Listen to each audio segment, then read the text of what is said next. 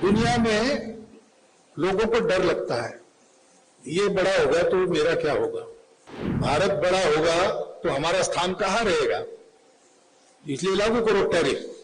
हमने तो कुछ किया नहीं भाई, जिसने किया था उसको पुचकार रहे, क्योंकि ये साथ रहेगा तो भारत पर थोड़ा दबाव बना सकते हैं। सात समंदर पार आप लोग हैं, हम यहां पर है, कोई संबंध तो आता नहीं, लेकिन डर लगता है। अब आज के तथाकथित बहुत बुद्धिवादी लोग इसका सबूत मांगेंगे। अब सबूत क्या देना भाई, इतनी पुरानी बात, उस समय कोई लिखता नहीं था, भारत के ज्ञान में ही ये बात है कि ऐसे होता है, इसलिए इसमें लिखने लायक भी कुछ नहीं। तथागत जैसी तपस्या करे तो वैसे ही होगा, इसलिए किसी ने लिखा नहीं होगा। परंतु संदेश तो पक्का है कहानी का। हम अगर सबको अपना मानते, हमारे अंदर बैर नहीं है तो कोई हमारा वैरी नहीं है।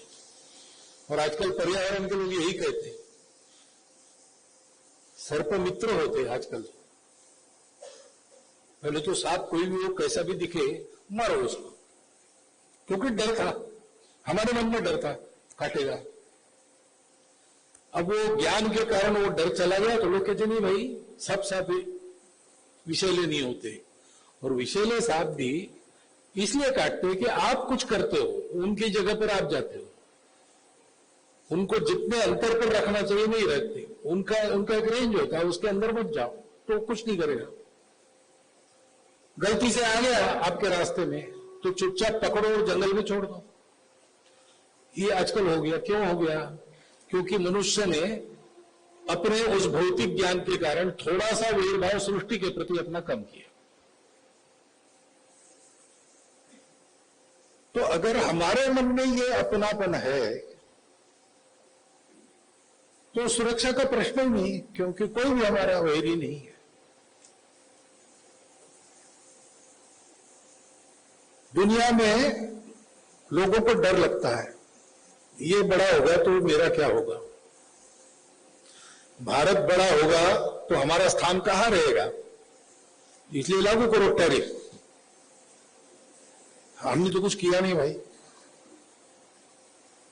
जिसने किया था उसको पुचकार रहे, क्योंकि ये साथ रहेगा तो भारत पर थोड़ा दबाव बना सकते हैं।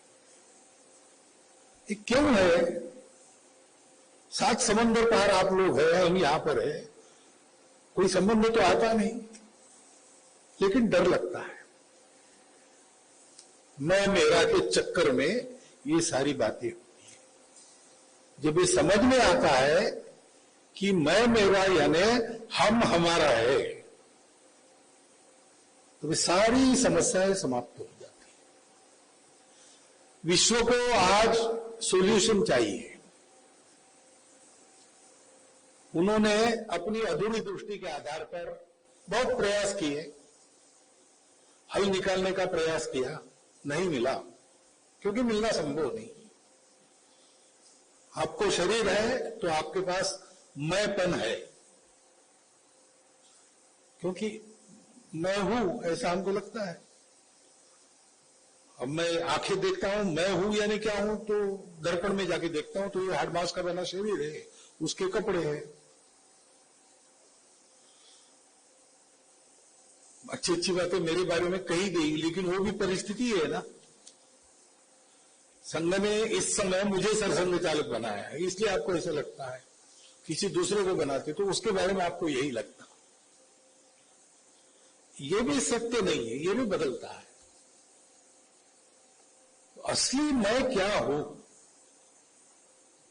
इसको जब तक आदमी जानता नहीं तब तक उसकी समस्याएं समाप्त होता नहीं। इसको जब तक राष्ट्र जानते नहीं तब तक उनकी समस्याएं समाप्त होती नहीं।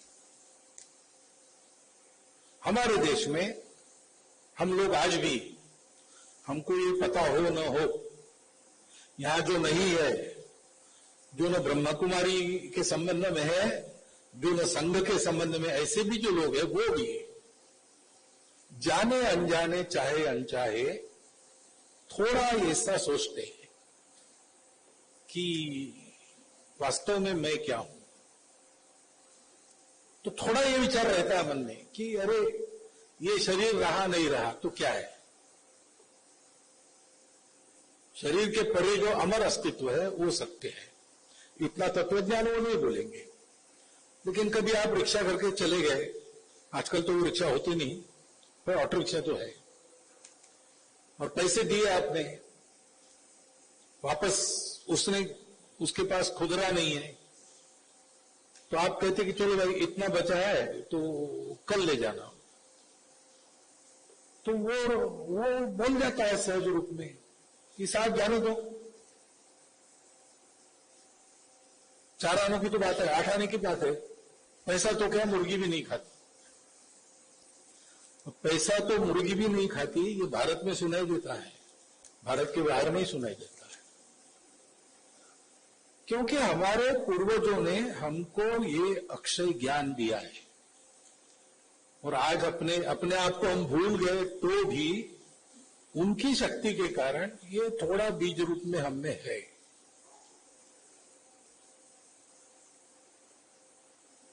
और राष्ट्र के नाते भी भारत अपने आप को जानता है। भारत कहता है कि हम एक बड़े देश है और हमको बड़ा बनना है, भरपूर बनना है, लेकिन किस लिए भरपूर बनना है, हमारा काम क्या है? वो कहता है कि हमको इसलिए बनाया गया कि समय समय पर ये जो मनुष्य के विचार में कमी होती है, जोड़ने वाले तत्व की, आत्मा की, उसको पूरा करने के लिए हमको एक देश के नाते जीना है, बड़ा बनना है, भरपूर बनना है। क्योंकि विश्व का स्वभाव है, सही बात कोई एक फटेहाल आदमी आपको आकर यही बात बताए जो मैं बोल रहा हूं, तो आप नहीं सुनेंगे। वो बोलने वाला कौन है, क्या है? मैं बोल रहा हूं तो आप सुन रहे हैं, क्योंकि मुझे आज कुछ बना दिया है समझने में। सिर्फ दुनिया भी जो बना है उसका मानती है, तो इसलिए भरपूर बनना है। लेकिन भरपूर बन के क्या करना है? बाकी लोग भरपूर बन के क्या करते हैं? जो भरपूर है उनको कम करके अपने आप को बढ़ाने में लगते हैं, लूट खसोट चलती है, आक्रमण करते हैं, अपने शक्ति के मद में दुर्बलों को दबाते हैं। भारत ने अपने आप को पहचाना, भारत कहता है हम इसके लिए नहीं है। आप कभी भी देखो, प्राचीन समय तो है ही, लेकिन अपना अर्वाचीन इतिहास देखो, स्वतंत्रता प्राप्त करने वाले अपने जो सब नेतागण थे, अलग अलग विचारों के, अलग अलग विचारधाराओं के, सबने कहा है कि भारत को भरपूर बनना है, बनाना है। किस लिए बनाना है? तो सब लोगों ने यही बात की है कि भारत को सारे विश्व को राहत देनी है। और इसलिए भारत में आज भी अभाव में भी लोग सुखी रहते हैं। अभाव होना नहीं चाहिए, लेकिन अब है, अभी बदलेगा तो बदलेगा। है तो भी लोग, संतोष लोगों के पास है, सुविधा नहीं है, दुख है, कष्ट है, लेकिन दुख कष्ट में भी एक आधा माल ढोने वाला अपने उस गाड़ी को ढोते ढोते थोड़ा सा अवकाश मिलता है, तो नागपुर में आपने दृश्य देखा होगा कि जहां अच्छे घने वृक्ष है रास्तों पर, उसकी छाया में अपना ठेला रखकर उस पर सो जाता है आराम से। करोड़ों कमाने वाले भी अन्य देशों में नींद की गोलियां लिए बिना सो नहीं सकते। तो एक संतोष धन हमारे पास उसके कारण है क्योंकि हमारे पास ये अपनापन है। अयम निज परो वेति गणनाम लघुचेतसाम उदार चरिता नाम तो वसुधैव कुटुंबकम, क्योंकि हमको ये कनेक्शन पता है। लेकिन जैसा मैंने कहा कि थोड़ा सा है, सूक्ष्म है, अंदर है, कभी कभी प्रकट होता है, इससे काम नहीं चलेगा। वो सदैव पूर्ण रूप से प्रकाशित होना चाहिए, हमारे कृति से दिखना चाहिए। दीदी ने कहा भारत को बनना नहीं है, भारत पहले से बना है। भारत को भरपूर होना, भारत पहले से भरपूर है। बात यही है, भारत सब कुछ है, भारतवासियों को होना है। और इसलिए भारतवासियों में इस प्रकार का ज्ञान जगाने वाले समय समय पर होते चले आ रहे हैं, क्योंकि उनको भारत से ये काम कराना है। ये सब दुनिया को देने का इंस्ट्रूमेंट भारत है, और भारत को ठीक रखने का काम वो लोग करते हैं जो समय समय पर आते हैं। जैसे गीता के भगवान आए थे, जैसे शिव बाबा आए, ये हमको परंपरा मिली है और उसके द्वारा ये काम होता है। ये काम एक मनुष्य के कल्याण का काम है, अपने पूरे राष्ट्र के हित का काम है, और संपूर्ण दुनिया को सुख शांति युक्त सुंदर दुनिया बनाने वाला काम है। एक पंथ में तीन तीन काज।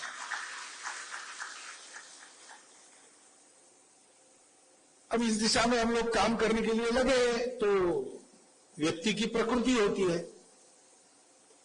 प्रकृति के ऊपर उठता है, तब वो ये सारा अनुभव होता है। ये जो मैं बोल रहा हूं वो अनुभव में आता है और आदमी का जीवन बदल जाता है। लेकिन तब तक तो प्रकृति होती है, तो प्रकृति विविध है, रुचि विविध है। किसी को कोई पसंद आता है, तो कोई किसी का गाना पसंद आता है, किसी को किसी का गाना पसंद आता है। कोई क्लासिकल म्यूजिक के दर्दी लोग है, किसी को वो समझ में नहीं आता, उसको भावगीत सुनना है, सुगम संगीत सुनना है। तो सब लोगों को सही रास्ते पर लाने के लिए वहां तक जाने के जो रास्ते हैं वो सबके अलग अलग हो सकते हैं। ये भी हमने माना है, क्योंकि हम जानते हैं कि एक ही तत्व सब खेल कर रहा है। और इसलिए कई प्रकार से अलग अलग रूपों में, अलग अलग रंगों में, अलग अलग कार्य पद्धति कार्यक्रम लेकर ये काम करने वाले प्रवाह आज भारत में विद्यमान है। उसमें एक बहुत बड़ा प्रयास, विराट प्रयास ब्रह्मा कुमारीज का है।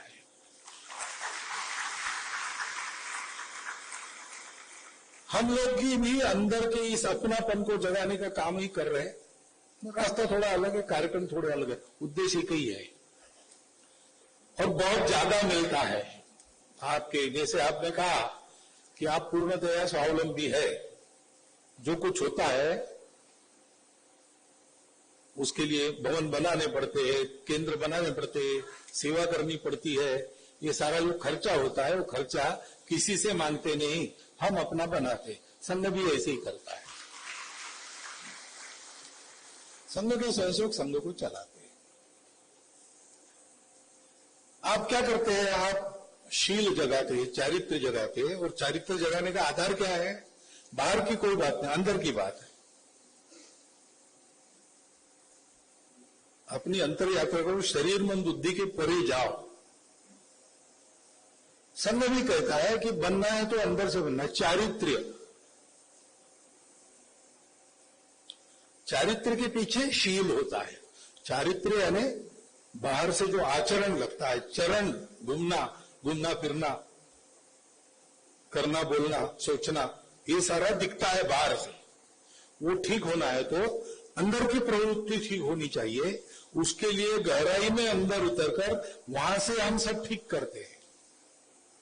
संघ भी यही सोचता है कि ठीक होना है तो अंदर से होना है, तरीका अलग है।